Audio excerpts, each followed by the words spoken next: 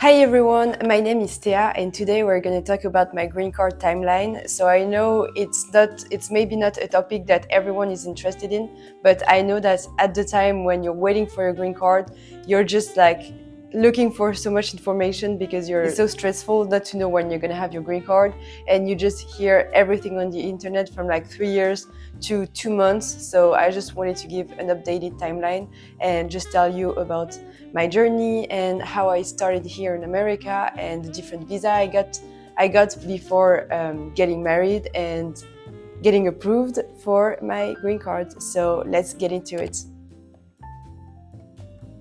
First got in America with an F1 visa. So if you don't know what it is, it's a student visa. I went to UCLA for my last year of study, and it's a pretty easy visa to have.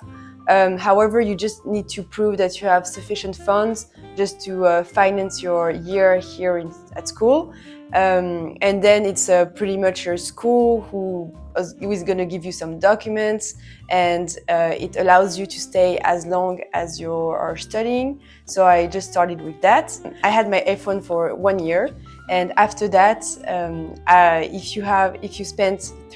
if you study 3 quarters in the US, you can apply for what we call an OPT. It's an extension of your visa, basically, after you study 3 quarters in the US, and it allows you to have a job. It just needs to be related to what you study, and I think you can even create your own company with this visa, but it's only for a year. I know it can be extended up to 3 years if you're an engineer, but mine was only for a year. So I found a job. I had a whole video about that. I know it's in French, but now I'm gonna move all of my channel to English. So if you want to follow me, you're gonna have a lot of content in English. So I got my OPT, I got my job for a year, I found a job. Luckily, I got hired by a French company, and this company was able to sponsor me to stay longer, because if you want to work in the US, I know I'm on like so much Facebook groups of people who just want to come in the US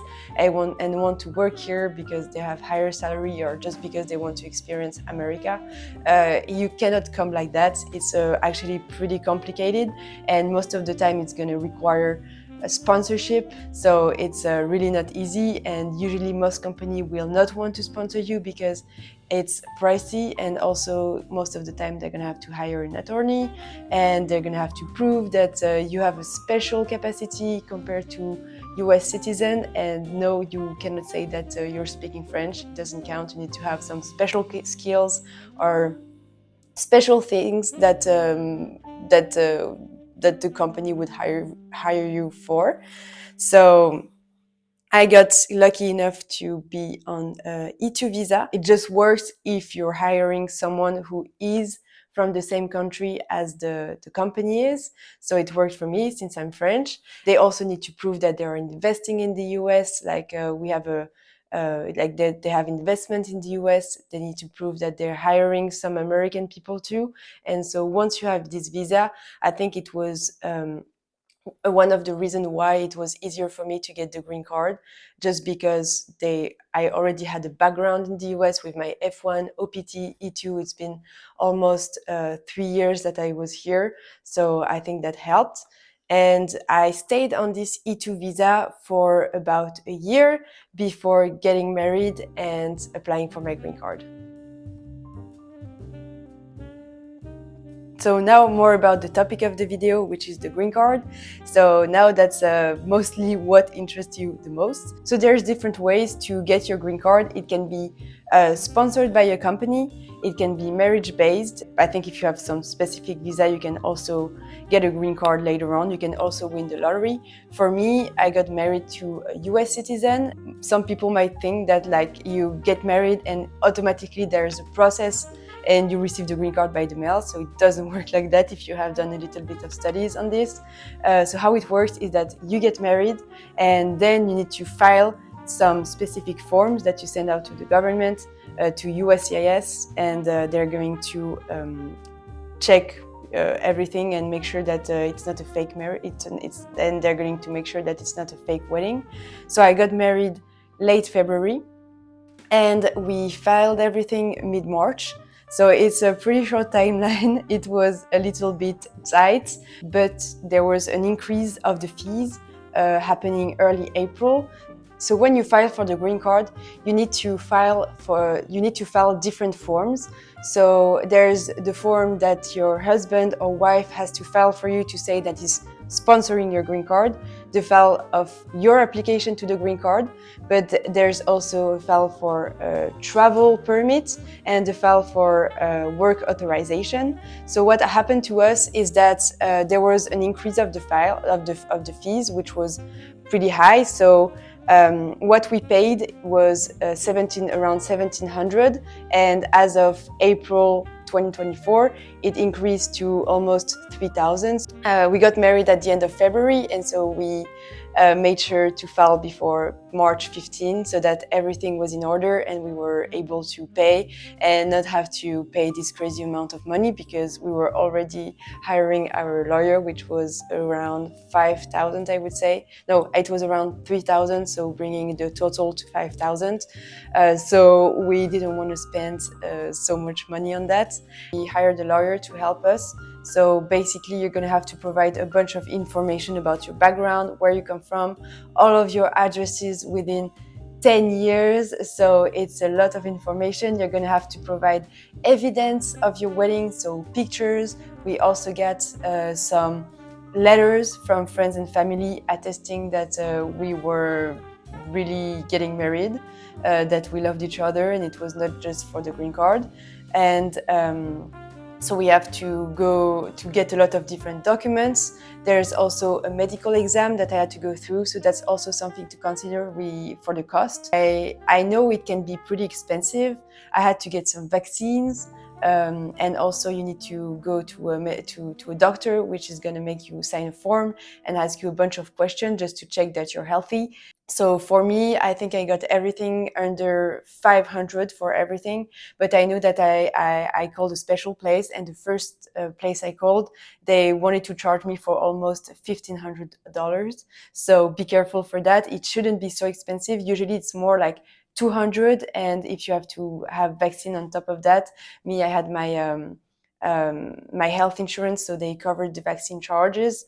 But that's something to consider. Also for the cost of your green card, it adds up pretty quickly.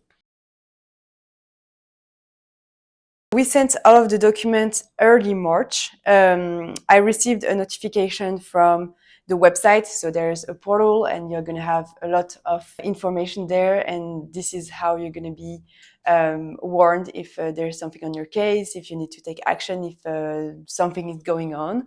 So that's like something that you're going to watch every day probably. I mean, I know for a lot of people, I see them on the Facebook group. It's just a long wait, and you're very excited about getting your green card, so that can be a little tricky. I would say try to forget about it. They receive everything on March 8th, all of my different forms, so you're going to receive a letter. Make sure you keep everything that immigration is going to send you, because it might be helpful in the future. And usually within 2 weeks, I would say, I mean, for me, I'm only speaking in my experience, but that's usually what happened, what the lawyer told me as well. I was scheduled for a biometrics appointment, so it was on March 15. The biometrics appointment is pretty easy. You're just going to go to a center and they're going to take your biometrics, take a picture. Usually it's not the best picture. Me, I look awful on my card, so I kind of regret not putting a little more effort into that. I got very lucky because less than 1 month after, I had a notification that they were reviewing, they were actively reviewing my I-485 form, which is the one for the green card. Because usually what happens is first you're going to have the travel authorization or the work authorization, because they don't want you to not be able to work, since you have to stay in the US during the whole process. If you leave, it means that you're giving up on your green card. So I had this notification, and 1 day later I was approved. So it's April 4th. I got the official letter saying that I was approved for my I-485 on April 23rd, and I received my green card a little more than a week later on May 1st. So it took me less than 2 months for the whole process. I think it's mostly luck, to be honest. I also think that it helps me the fact that I had been in the US for a long time, that we had strong evidence, even though we didn't have any financial documents. We also didn't have any interview. I know at that time I was looking on the Facebook group. A lot of people didn't have interviews, so we didn't have it, and we went to approved very fast.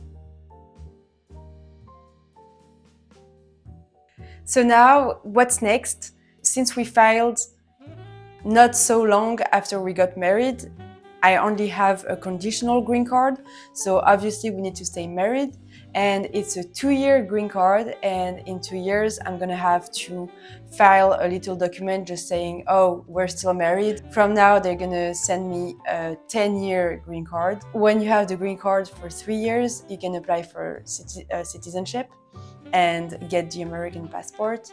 So that's my next step. I hope you like this video, and I hope your journey to the green card is going well, that if you're waiting for it, you're gonna have it soon. I wish you the best. If you don't know me, my name is Thea. I make videos on different topics. If you want to know more, just subscribe, and I see you soon. Bye bye.